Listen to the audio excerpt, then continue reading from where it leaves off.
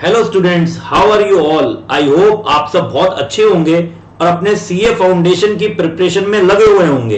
तो आपकी प्रिपरेशन को और एनहेंस करने के लिए, आपको एग्जाम से रिलेटेड और क्लैरिटी देने के लिए मैं आपके सामने लेकर आया हूं पेपर नंबर 1 अकाउंटिंग का एबीसी एनालिसिस, जिसमें हम लोग बात करेंगे हर एक टॉपिक के ऊपर कौन सा टॉपिक ज्यादा इंपॉर्टेंट है या कौन सा टॉपिक ज्यादा वेटेज रखता है और आपको किसके अकॉर्डिंगली, उसकी वेटेज के अकॉर्डिंगली यहां पर प्रिपरेशन करनी चाहिए।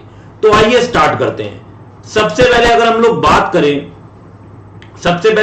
बात करें इस एबीसी एनालिसिस की, इसको किस तरीके से ड्राफ्ट किया गया है, तो मैं इसको पूरा समझाने से पहले एक आपको यहां पर डिस्क्लेमर देना चाहूंगा कि इस एबीसी एनालिसिस का यह मतलब बिल्कुल भी नहीं हो जाता कि जोन से टॉपिक हम लोगों ने कैटेगरी सी में रखे हैं उसको आपको नहीं पढ़ना।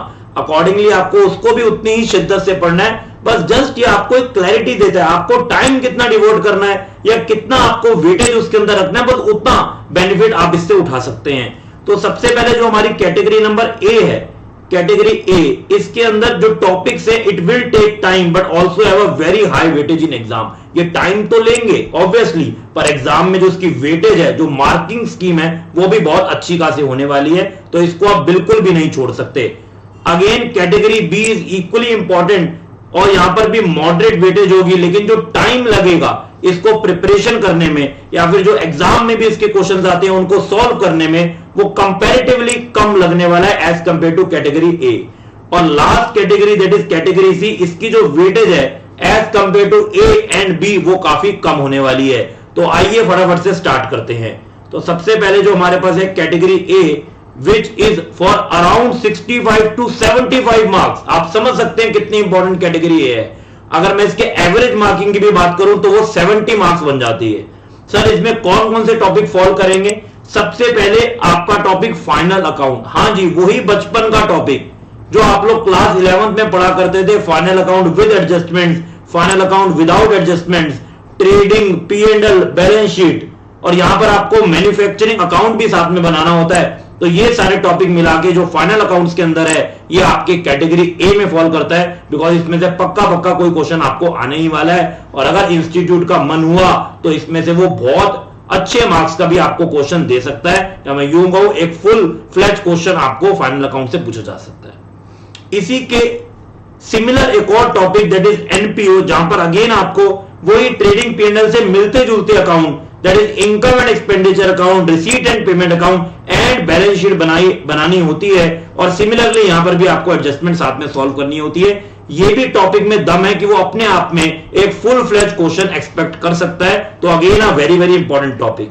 And next is single entry system, जिसको हम लोग अकाउंटिंग फ्रॉम इनकम्प्लीट रिकॉर्ड्स के नाम से भी जानते हैं, जो बिल्कुल इस बार के लिए अगर मैं बात करूं एक न्यूली इंट्रोड्यूस टॉपिक है। ये अभी आपके न्यू कोर्स में इंस्टीट्यूट ने इंट्रोड्यूस किया, इस वजह से भी इसकी इंपॉर्टेंस और ज्यादा बढ़ जाती है। और मैं आपके रिवीजन प्लान की भी बात करूं तो आपको ये तीनों टॉपिक साथ में पढ़ने चाहिए। सर ऐसा क्यों? क्योंकि तीनों की जो नेचर है काफी हद तक सिमिलर है। आप सब में trading P&L balance sheet, trading P&L balance sheet यही कर रहे होते हैं। तो जब आप फाइनल अकाउंट को अच्छे से पढ़ लेंगे आपको ऑलरेडी हैबिट हो जाएगी। एंड देन एनपीओ में एंड सिंगल एंट्री सिस्टम में आपका टाइम कम लगने वाला है। एंड ये सारे टॉपिक आपके एग्जाम के लिए मोस्ट इंपॉर्टेंट होने वाले हैं। आगे चलते हैं। Next topic is depreciation and amortisation. इसमें भी ये जो अमोर्टाइजेशन वाला पार्ट है बिल्कुल न्यू है, ये पहले आपके कोर्स में नहीं था। ये सीए फाउंडेशन न्यू कोर्स में इंट्रोड्यूस किया गया, जिसकी वजह से अगेन इस टॉपिक की रेलेवेंस बढ़ जाती है। और पूरी उम्मीद है कि अमोर्टाइजेशन से भी कोई ना कोई छोटा मोटा क्वेश्चन इंस्टीट्यूट जरूर पूछेगा, चाहे वो ट्रू फॉल्स के फॉर्म में पूछे या फिर वो कोई अलग से क्वेश्चन बनाए। और डेप्रिसिएशन तो एज इट इज हमारा पहले से टॉपिक चलता हुआ आ ही रहा है। यहां पर भी प्राइमरीली आपको लेजर अकाउंट ही बनाने पड़ते हैं। इसके बाद हम लोग बात करें कंपनी अकाउंट्स। अगेन इसमें मेजर अमेंडमेंट इस बार हुई, क्योंकि इसको बहुत हद तक एक्सटेंड कर दिया गया। पहले कंपनी अकाउंट्स में हम लोग को सिर्फ issue of shares and issue of debentures पढ़ना रहता था, लेकिन अगर हम लोग अब की बात करें तो अब इसके अंदर आपको बोनस एंड राइट्स इशू पढ़ना है। और इसके साथ और क्या पढ़ना है? बोनस एंड राइट इशू के साथ हमको पढ़ना है रिडम्पशन ऑफ डिबेंचर्स, और साथ में हमको पढ़ना है रिडम्पशन ऑफ प्रेफरेंस शेयर्स। तो इस वजह से जो आपकी यूनिट है कंपनी अकाउंट्स की बहुत बल्कि हो चुकी है। और एब्सोल्युटली इसमें से अच्छे खासे मार्क्स के क्वेश्चन बनने चाहिए। अगर मैं स्पेसिफिकली सिर्फ कंपनी अकाउंट यूनिट्स की बात करूं, ध्यान से सुनेंगे, अगर मैं स्पेसिफिकली सिर्फ कंपनी अकाउंट्स की यूनिट की ही बात करूं तो इसमें से ही अप्रोक्स 25 मार्क्स का पेपर आपके एग्जाम में आपको देखने को मिलेगा। 25 मार्क्स का पेपर, यू कैन इमेजिन कि कितनी इंपॉर्टेंट आपके लिए कंपनी अकाउंट्स की यूनिट होने वाली है। लास्ट टॉपिक की बात करते हैं, that is partnership and LLP accounting. Partnership में आपको introduction of partnership, goodwill, admission of a partner, retirement of a partner, death of a partner, even dissolution भी आपके कोर्स में ऐड कर दिया गया, जो एक न्यू अमेंडमेंट है, जो डिसोल्यूशन हम लोग को पहले नहीं पढ़ना होता था वो भी ऐड करा।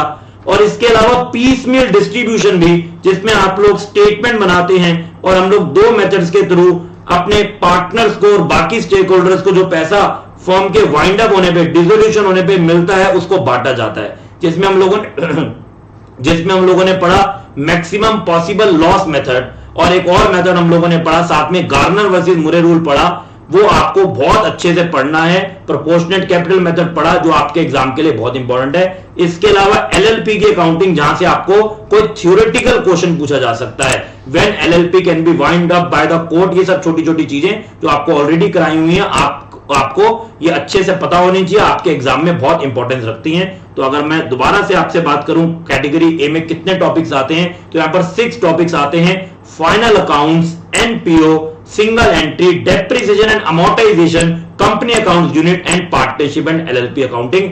इस पर्टिकुलर 6 टॉपिक्स को तो कोई भी बच्चा इसका कोई भी पार्ट नहीं छोड़ के जाएगा और बहुत अच्छे से सब लोग इसको पढ़ेंगे।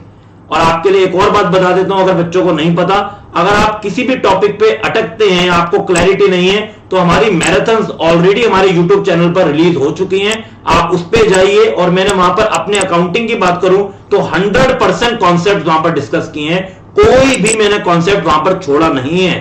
तो आप वहां पर जाइए और उसको अच्छे से देखिए, और अपने जो आपके टॉपिक्स मिस्ड हैं अभी तक, और वो कैटेगरी ए में है या बी में है या इवन कहीं पर भी हैं, वो तो आपको देखनी ही चाहिए। तो यहां तक हम लोगों ने बात करी मेजर पार्ट की, दैट इज कैटेगरी ए। अब हम लोग चलते हैं आगे, and next category we have is category B. Category B के अंदर जो टॉपिक्स है वो बहुत ज्यादा टाइम नहीं लेंगे, बट उसके अकॉर्डिंगली अगर हम लोग देखें प्रोपोर्शनेटली, वो भी आपको बहुत अच्छे खासे मार्क्स लाके देंगे। और इसमें कौन कौन से टॉपिक हैं? इसमें 4 टॉपिक हैं। पहला है बिल्स ऑफ एक्सचेंज, जो कि एक जर्नल बेस्ड चैप्टर है, आपको यहां पर जर्नल एंट्रीज करने को आएगी, तो वो ज्यादा टाइम नहीं लेगी। अगर आपके टॉपिक पे क्लैरिटी है, फटाफट से जर्नल एंट्रीज पास कर देंगे। यहां पर आपको बहुत बड़े बड़े कोई अकाउंट मेकिंग नहीं करनी, अकाउंट्स नहीं बनाने। Second is rectification of error, again a journal entry based topic. यहां पर भी आपको कोई अकाउंटिंग नहीं करनी, मतलब accounting in the sense ledger accounts prepare नहीं करने, तो इतना टाइम नहीं लगने वाला। बीआरएस, जस्ट आपको एक स्टेटमेंट बनानी है, particular, plus item, minus item, और अगर आपको हर एक चीज पे क्लैरिटी है, आप एब्सोल्युटली इसको भी बहुत कम टाइम में कर पाएंगे। एंड लास्ट इज हमारा छोटू सा टॉपिक, बहुत ही नन्ना मुन्ना प्यारा सा टॉपिक, इन्वेंट्रीज। हाँ, वही topic, FIFO, LIFO, weighted average, simple average, और इन्वेंट्री का वैल्यूएशन करना एडजस्टेड सेलिंग प्राइस मेथड वगैरह के हिसाब से, जिसमें हम लोग छोटे छोटे से वर्किंग नोट स्टेटमेंट बनाते हैं और इन्वेंट्री का वैल्यूएशन करते हैं। यहां से भी एक क्वेश्चन बिल्कुल एक्सपेक्टेड है, आपके एग्जाम में आ सकता है। तो जो इसकी वेटेज है वो around 25 to 35 marks, average weightage 30 marks की रहने वाली है। और ये जो मैं आपको पूरी की पूरी वेटेज बता रहा हूं, ये मैं आपको पूरे पेपर की बता रहा हूं, मतलब वो नहीं जो आपको सॉल्व करना है। सॉल्व तो आपको 100 मार्क्स का पेपर करना है, लेकिन अल्टीमेटली आपके पास एक क्वेश्चन एक्स्ट्रा आता है, तो ये आपके पास टोटल वेटेज है जहां से आपका पेपर बनने वाला है। ओके जी, तो कैटेगरी बी भी कोई बच्चा मिस नहीं करेगा, क्योंकि इसमें तो आपके एफर्ट कम लगते हैं, लेकिन आपको जो रिजल्ट है कंपैरेटिवली बहुत अच्छा मिलता है। तो ये सारे टॉपिक भी आपको अच्छे से करके जाने हैं। इस टॉपिक में अगर आप चाहें और आपके पास टाइम कम हो तो आप ऑडिट कर सकते हैं। ऑडिट का मतलब जैसे आपको एंट्रीज समझनी है, पढ़नी है, तो आप मन में एंट्री सोचेंगे, सॉल्यूशन साथ में लेंगे और चेक करते जाएंगे कि जो आप एंट्री सोच रहे हैं वही हो रही है, कुछ गलत तो नहीं हो रहा। ऐसे बीआरएस में भी आप प्लस माइनस अपने हिसाब से सोचेंगे और अल्टीमेटली चेक करते जाएंगे। इसीलिए इसमें लेस टाइम लगेगा, लेकिन ये आपको रिजल्ट अल्टीमेटली बहुत ज्यादा देने वाला है। और इसके बाद हम लोग चलते हैं नेक्स्ट कैटेगरी में, दैट इज कैटेगरी सी, जो around 15 to 25 marks, average weightage 20 marks की रखने वाली है। और इसके अंदर कौन कौन से टॉपिक्स आते हैं? इसमें आपके सारे वो, हाँ जी, जब आप नन्हे मुन्ने बच्चे थे वो बचपन वाले टॉपिक आने वाले हैं। तो सबसे पहले बात करें बेसिक अकाउंटिंग टॉपिक्स में, आपसे कोई थ्योरी का क्वेश्चन पूछा जा सकता है, जर्नल के ऊपर बातचीत हो सकती है, लेजर के ऊपर हो सकती है, कोई सब्सिडरी बुक जैसे कि परचेज बुक बनाना, जैसे कि सिंपली कैश बुक बनाया, जैसे कि सेल बुक बनाना, ये सब चीजें आपसे पूछी जा सकती हैं। ट्रायल बैलेंस के ऊपर कुछ ट्रायल बैलेंस गलत बना हुआ है उसको ठीक करने के क्वेश्चन, ये भी मैंने आपको मैराथन के एंड में डिस्कस किए कि कहां से क्वेश्चन पूछे जाते हैं। कैपिटल एक्सपेंडिचर, रेवेन्यू एक्सपेंडिचर के बीच में क्लासिफिकेशन पूछी जा सकती है, बेसिक डेफिनेशन पूछी जा सकती है, कुछ अकाउंटिंग कंसेप्ट्स एंड कन्वेंशंस पूछी जा सकती है। बिजनेस एंटिटी कंसेप्ट क्या होता है, मटीरियलिटी कॉन्सेप्ट क्या होता है, मैचिंग कॉन्सेप्ट क्या होता है, कंजर्वेटिज्म प्रिंसिपल क्या होता है, ऐसे सारे क्वेश्चन पूछे जा सकते हैं। जो हमारा थ्योरी का पार्ट है इसको आप लोग बिल्कुल एंड में लाइटली पढ़ते जाएंगे, छोटा छोटा पढ़ते रहेंगे, जिससे आपके ऊपर कोई बर्डन नहीं पड़ेगा। अदरवाइज ये कैटेगरी सी के अंदर लाई करता है। और इसके बाद सबसे ज्यादा इंपॉर्टेंट कैटेगरी, सर इसके बाद भी कोई कैटेगरी है? एबीसी एनालिसिस तो कंप्लीट हो गया, आंसर इज यस। इसके बाद भी एक कैटेगरी और है, और वो कैटेगरी तो ऐसी है अगर आपने कर डाला तो लाइव झींगा लाला, मतलब कि उस कैटेगरी से पूरा का पूरा 100% पेपर आने वाला है। तो सर ये कैटेगरी आप मुझे पहले ही बता देते, और यही वो कैटेगरी है जो सारे टॉपर्स और सारे रैंकर्स फॉलो करते हैं। सर क्या है ये कैटेगरी, फटाफट से हमें बताइए। तो आइए चलते हैं कैटेगरी डी में, which is a bonus category for all of us, and that category D for sure short circus is, what is category D? Category D is do everything category. आपको हर एक चीज करनी है, तो जब आप हर एक चीज करेंगे तो ऑब्वियसली आप खुद ही सक्सेस आपको बहुत अच्छे से मिलेगी और आप सुपर लकी हो जाएंगे।